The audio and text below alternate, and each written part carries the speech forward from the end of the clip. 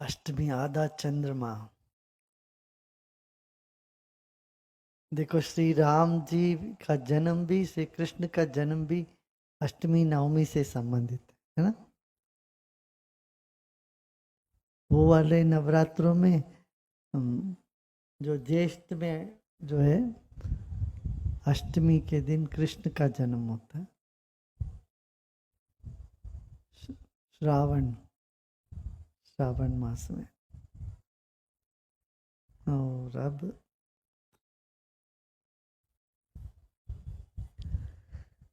दैवी शक्ति अगम अगोचर है, सब में है, हमारे में ही है। बाहर ऐसे नहीं समझते, अपने में है, सब में है। वही आज सुना है ना वो सप्तशती में, या देवी सर्वभूतेषु। किस रूप में होते हो? सब रूप में है। क्या मात्र माता के रूप में हो? सब में, सबके अंदर मातृत्व है। और शांति रूपेण संस्थिता, सबके अंदर शांति के रूप में माँ है। क्षुधा भूख के रूप में है सबके अंदर, सभी प्राणियों के अंदर। चेतने तभिदीवते, चेतना जहां भी दिखती है वो देवी ही है। चैतन्य के रूप में देवी है सब में। इसलिए वो देखते हैं घोड़े में, हाथी में, गाय में, अग्नि में, जल में, कन्या में, कन्या बिठाते ना, कन्या में, सब में देवी है।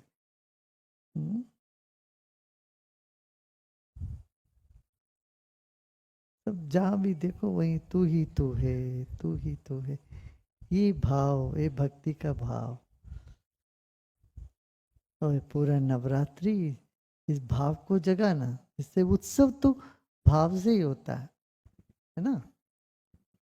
जीवन में देखो दो धाराएं होती जीवन में। एक तो है कुछ ठीक नहीं, ये ठीक नहीं है, ये ठीक नहीं, ये ठीक नहीं। जब ये पहचानते हैं ये ठीक नहीं है, ये ठीक नहीं, ये ठीक नहीं, फिर उसको ठीक करने के लिए हम लगते हैं। और एक और भाव ये है सब ठीक है। मनुष्य जीवन में इन दोनों को संतुलित करके चलना पड़ेगा। तो बेटे सब ठीक है जी, जैसा जो चल रहा है चलने दो। तो कुछ करने का उत्साह ही नहीं बनेगा, ऐसे ही सो जाओगे, पड़े रहोगे, आलसीपन आ जाता। सब ठीक है जी, जैसा चलता है चलने दो। और दूसरा चोर ये है कुछ भी ठीक नहीं है, तब क्या होगा? जो तनाव से भर जाते हैं वो भी कुछ कर नहीं पाते। जो व्यक्ति कहता है कुछ भी ठीक नहीं है, वो नकारात्मकता में चल चल के ऐसे धस जाता है, फिर वो किसी काम के नहीं होते, ना उनसे कोई काम हो पाता है, ना वो कुछ कर पाते हैं। ऐसी स्थिति हो जाती है। जो कुछ भी, जिनको कुछ भी ठीक नहीं लगता, और जिनको सब कुछ ठीक ही ठीक है लगता है, वो भी चुप हो जाते हैं, है ना। बताओ, है कि नहीं? तो हमें क्या है, प्रवृत्ति और निवृत्ति में बैलेंस रखना है। प्रवृत्ति माने कर्म करना और विश्राम करना।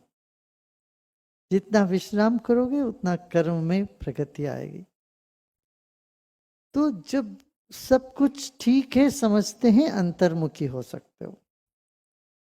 और जब बाहर आते हो तो लगता रहे ये छोटी छोटी चीजों में भी हमको दिखता है, अरे ये चीज को ठीक करना चाहिए, इसको ठीक करना चाहिए। 100 गमले रखे हुए होंगे, जिस गमले में पानी नहीं दिए वहां एकदम तुम्हारा मन जाएगा वहां, अरे इसको पानी नहीं दे, इसमें ये सूख रहा है। तो सूक्ष्मग्राही, सूक्ष्ममति होती है जब हम अपने में विश्राम तृप्त होते हैं। तो तृप्ति और अपने में तृप्त होना और सक्रिय रहना, ये बहुत आवश्यक। समझ रहे ना? तो सब ठीक है, कुछ ठीक नहीं है, ये रखना चाहिए। कुछ जो ठीक नहीं है उसको ठीक करने के लिए आप उसको करो, जो आप कर सकते हो। और बाकी ठीक है, कुछ भी ठीक नहीं है वो नहीं सही। क्या? कुछ भी ठीक नहीं है तो उसमें तुम भी आ जाते हो, कुछ में तुम भी तो ठीक नहीं हो। तो तुम खुद ठीक नहीं हो तो क्या ठीक कर पाएगा, है ना? तो ऐसा हमें देखना चाहिए। इसलिए कभी भी अपनी उत्साह, अपना मस्ती, आनंद को धूमिल होने नहीं देना चाहिए। ठीक नहीं है, ठीक नहीं है, ठीक नहीं है, ये नहीं, है ना?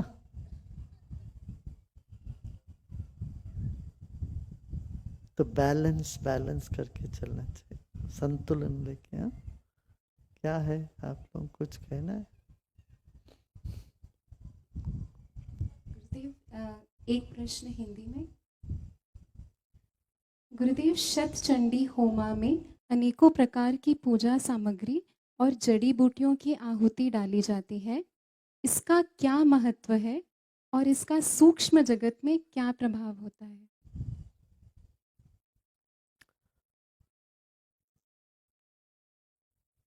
देखो, सूक्ष्म जगत की बात जब करते हो, बहुत विस्तार है वो तो। और मंत्र, हर एक मंत्र के साथ कुछ कुछ द्रव्य जुड़ा हुआ है, कितनी तरह के जड़ी बूटी, ये सब, वो सब मंत्र के साथ करते हैं ना, तो उसका अपना बल है विश्व में। वो एक सकारात्मक तरंगों को पैदा करता है। इसलिए अष्टमी के दिन चंडी का होम सदियों से करते आ रहे। गजका बिठाना, तो ये तो हमारे देश में कब से चला आ रहा, पूरे भारतवर्ष में होता है।